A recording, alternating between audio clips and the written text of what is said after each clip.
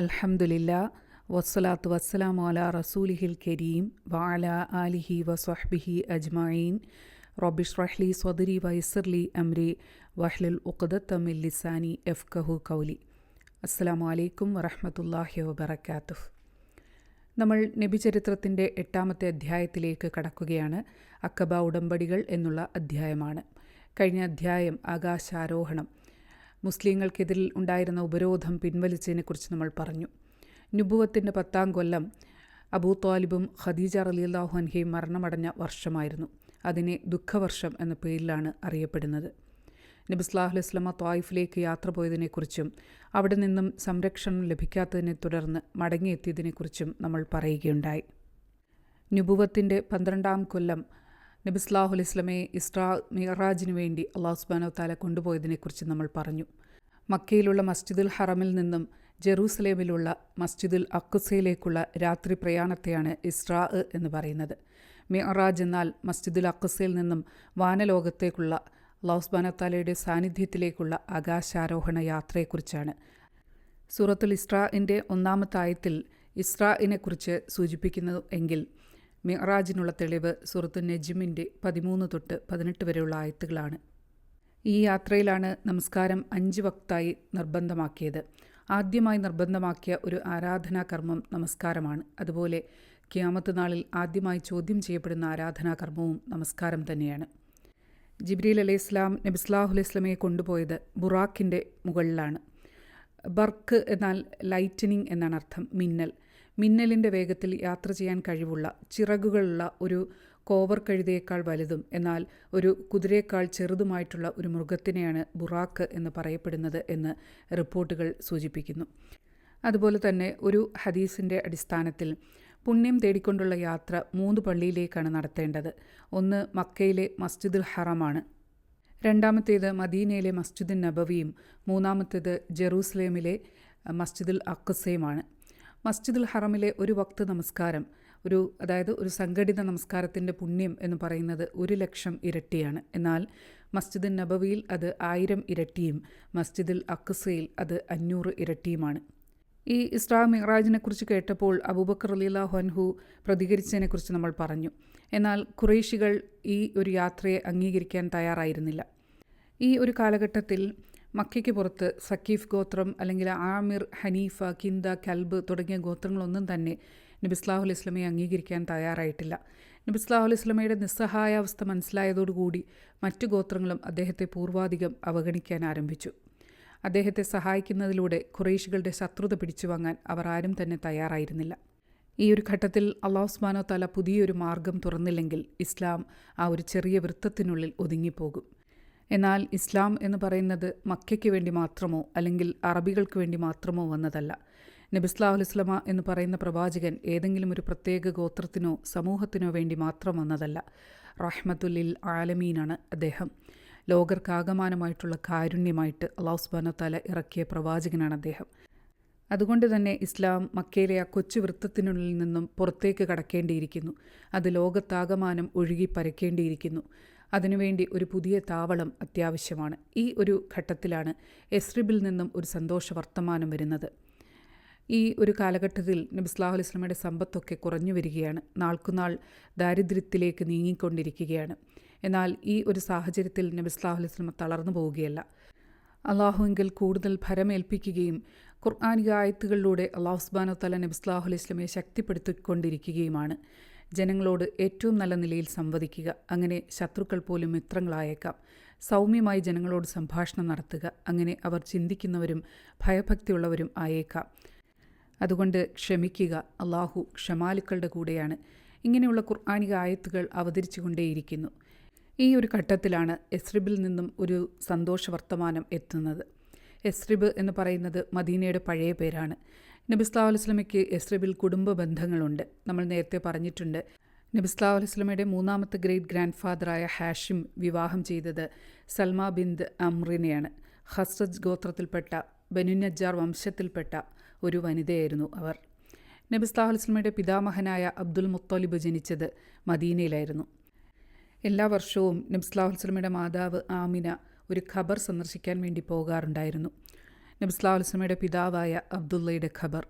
നബി സല്ലല്ലാഹു അലൈഹി വസല്ലമയുടെ 6-ാമത്തെ വയസ്സിൽ അങ്ങനെയുള്ള ഒരു യാത്രയിലാണ് അബവ എന്ന സ്ഥലത്ത് വെച്ച് ആമിന മരണപ്പെട്ടത്. ഇതൊക്കെ നമ്മൾ നേരത്തെ പറഞ്ഞിട്ടുള്ള കാര്യമാണ്. ഇസ്ലാം ഇപ്പോൾ മക്കയിൽ നിന്നും മദീനയിലേക്ക് പറിച്ചു നടാൻ പോവുകയാണ്. ഈ ഒരു സാഹചര്യത്തിൽ നമ്മൾ യസ്രിബിനെക്കുറിച്ച് കൂടുതൽ മനസ്സിലാക്കേണ്ടിയിരിക്കുന്നു. യസ്രിബിലെ ഗോത്രങ്ങളെക്കുറിച്ച്, അവിടുത്തെ മത നിലവാരങ്ങളെക്കുറിച്ച്, അവിടുത്തെ ഭൂമിശാസ്ത്രപരമായ പ്രത്യേകതകളെക്കുറിച്ച് നമ്മൾ മനസ്സിലാക്കേണ്ടിയിരിക്കുന്നു. യസ്രിബിൽ അന്നുണ്ടായിരുന്ന പ്രധാനപ്പെട്ട 2 ഗോത്രങ്ങൾ ഔസ് ഖസ്റജ് ഗോത്രങ്ങളായിരുന്നു. കൂടാതെ അവിടെ ജൂത ഗോത്രങ്ങളും ഉണ്ടായിരുന്നു. ഔസ് ഖസ്റജ് തുടങ്ങിയ ഗോത്രങ്ങൾക്ക് അവരുടേതായ വിഗ്രഹങ്ങളുണ്ടായിരുന്നു. ഈ 2 കൂട്ടരും ശുദ്ധ അറബികളാണ്, ഖത്താനിയൻസ് എന്ന് അറിയപ്പെടുന്നു. മക്കയിലുള്ള ഖുറൈശികൾ അദ്നാനിയൻ എന്ന് പറയുന്ന വിഭാഗത്തിൽപ്പെട്ടവരാണ്. അതായത് അറബി വൽകൃത അറബികളാണ്. നമ്മൾ നേരത്തെ പറഞ്ഞിട്ടുണ്ട്, ഇസ്മായിൽ നബി അലൈഹി ഇസ്ലാമയുടെ വംശപരമ്പരയിൽ വരുന്നവരാണവർ. അവർ ശുദ്ധ അറബികളല്ല, അവർ അറബി വൽകൃത അറബികളാണ്. ഇതുകൂടാതെ മറ്റൊരു കൂട്ടർ കൂടിയുണ്ട്. അത് നാമാവശേഷമായി പോയ അറബികളാണ്. ആദ്, സമൂദ് തുടങ്ങിയ സമൂഹങ്ങൾ അല്ലാഹു സുബ്ഹാനഹു വ തആല നശിപ്പിച്ചതിനെക്കുറിച്ച് ഖുർആനിൽ നമുക്ക് കണ്ടെത്താൻ സാധിക്കും. അവർ പെരിഷ്ഡ് അറബ്സ് അഥവാ നാമാവശേഷമായ അറബികൾ എന്ന് അറിയപ്പെടുന്നു. അപ്പോൾ മദീനയിൽ ഔസും ഖസ്റജും കൂടാതെ ജൂതഗോത്രങ്ങൾ കൂടിയുണ്ടായിരുന്നു.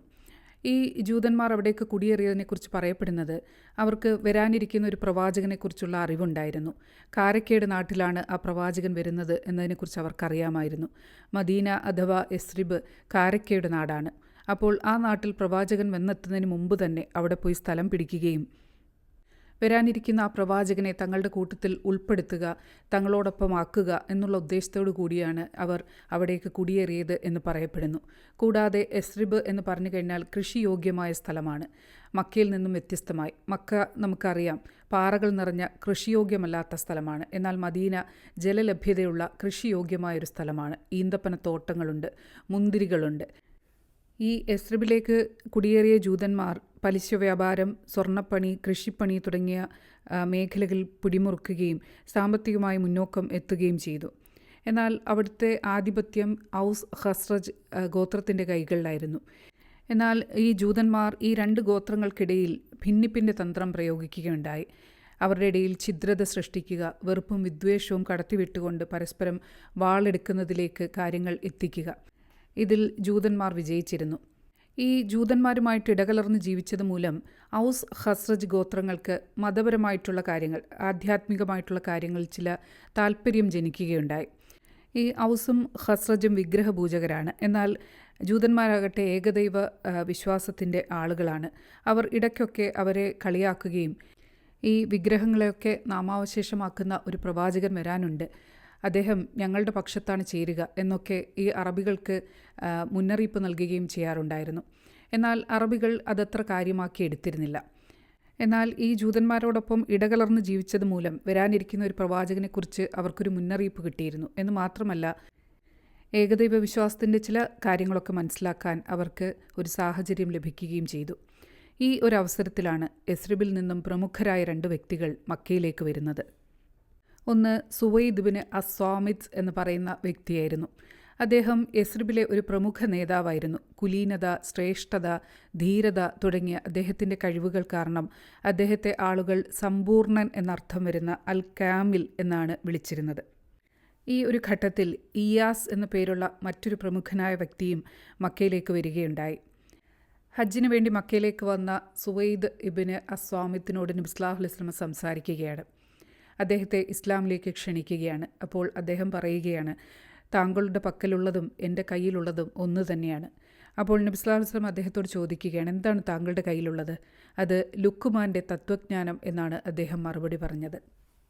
ഈ ലുക്മാൻ എന്ന് പറയുന്നത് സഹസ്രാബ്ദങ്ങൾക്ക് മുമ്പ് ജീവിച്ചിരുന്ന ഒരു തത്വജ്ഞാനിയും പണ്ഡിതനുമൊക്കെ ആയിട്ടുള്ളൊരു വ്യക്തിയായിരുന്നു.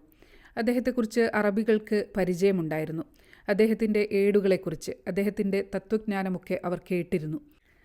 അദ്ദേഹത്തെക്കുറിച്ചാണ് സൂറത്തു ലുക്മാൻ 31-ാമത്തെ അധ്യായമാണ് അതിൽ പരാമർശിച്ചിരിക്കുന്നത്.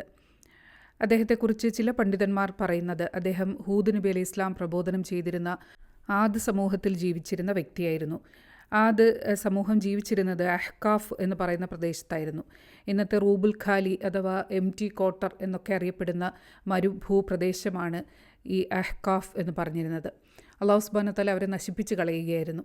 എന്നാൽ ഹൂദ് നബിയും അദ്ദേഹത്തിൽ വിശ്വസിച്ചിരുന്ന ഒരു പിടി ആളുകളും അവിടെ നിന്നും രക്ഷപ്പെട്ടു പോവുകയുണ്ടായി. ആ രക്ഷപ്പെട്ട കൂട്ടത്തിലുണ്ടായിരുന്ന ഒരു പണ്ഡിതനായിരുന്നു ലുക്മാൻ അലൈഹി ഇസ്ലാം എന്ന് ചില പണ്ഡിതന്മാർ അഭിപ്രായപ്പെടുന്നു.